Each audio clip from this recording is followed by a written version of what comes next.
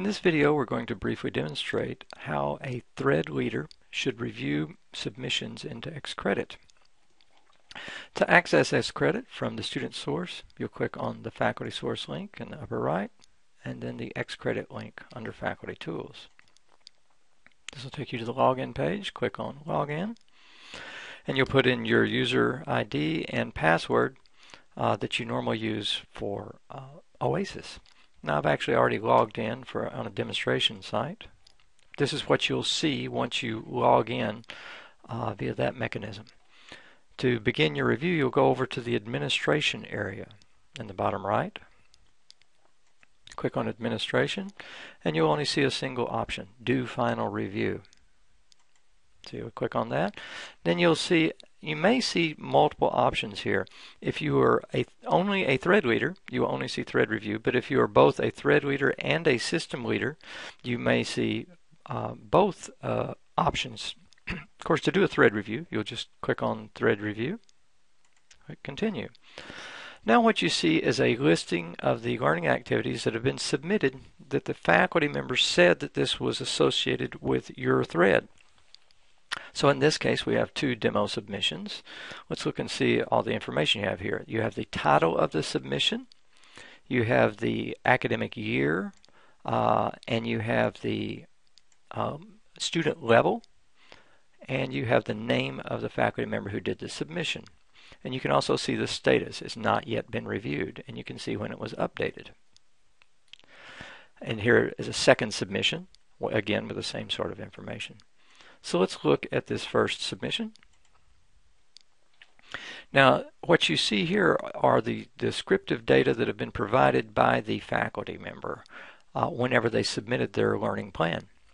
So they've listed this as being within the microbes and immunology system with a subject of falling in a particular area within that website, and then it's associated with the anatomy thread. And then there's the general descriptive information here.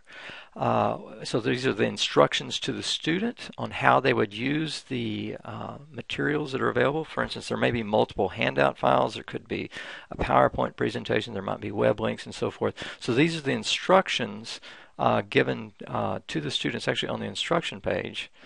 In fact, let me show you what that looks like to the student. If you scroll down to the bottom, you can click on Show Instruction Sheet. And here it pops up the page. This will be how that information is actually displayed to the student within the student source website. So they'll see this information that is listed out here in this upper part of this information before they begin to go through the lesson itself. Here are the keywords that have been associated with this.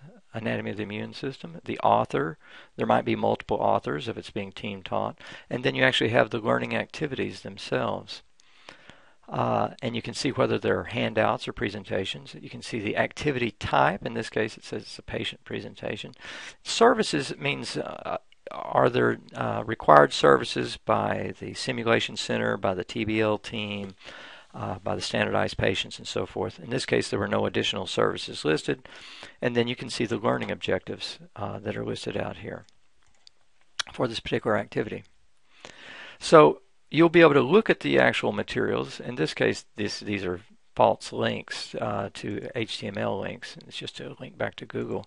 But this would normally be a link to the actual files, and you'd be able to click on those, open them up, and review the files, be they Word files, PowerPoint files, whatever they might be.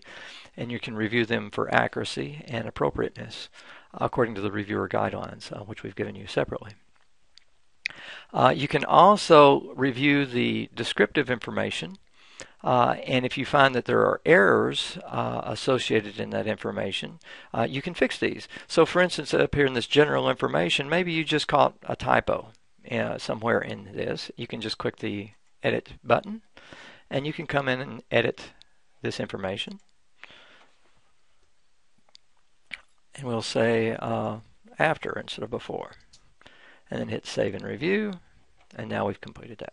Okay, so you can do that on all these. Like for instance, if you decide that there should be other keywords associated with it, or perhaps it should also be reviewed by another thread leader, you can go into the threads and say this is not only anatomy, but it's also related to cultural competency. You can hit Save and Review. And now this will be routed not only to the anatomy thread leader, but also to the cultural competency thread leader for review before going to the system leader for review. So after you have looked at all this and come to your decision about what should be done, you would click on the Decision tab. And you have several different options here. First, this would be a message that would go to the system leader and whoever else is overseeing the entire review process for the curriculum. It is not seen by the author, so it is not seen by the author. So it just might be notes to the system leader. This message does go to the author. So for instance, let's say that the author is covering some material in their presentation that's already been covered and it's redundant and it's not necessary. You might say the material in slides 10 through 14 have been covered in a previous system and should be removed. So then you would click on the button that says Request Revision, if this were the case. What this does then is it sends an email to the author with your message here, and they will get that email immediately, and then if they don't respond, they'll get an email reminder each day after that, and then they can go back in and revise their submission, upload a new version of the PowerPoint, and then once they revise that submission, it will come back into your queue for review again.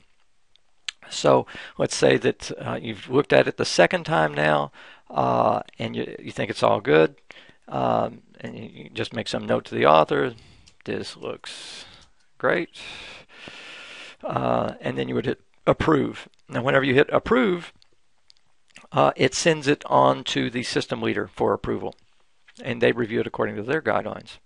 Now decline would be very rarely used. This is only if you think it's completely inappropriate. In most cases, you're simply going to ask for a revision. Cancel if you just want to back out of here, you're not ready to do your decision yet. Reset just clears everything in the screen. Reassign Reviewer puts in the request to the people who are managing the system that this got sent to you by mistake. The faculty member chose an inappropriate thread leader, and it came to me, say, as the anatomy thread leader, and it had nothing to do with anatomy. So this just kind of kicks it back out of your queue, and an administration will be responsible for reassigning the activity. So after you do one of these steps, you'll then be routed back to your reviewer list, and you would be able to continue on with your next submission. So that's how you do the submission process. Once this has been reviewed and approved by the thread leader, it then goes on to the system leader for a similar a similar review process, and then once it's been approved there, then it is moved over into the student source and can be made available for student viewing.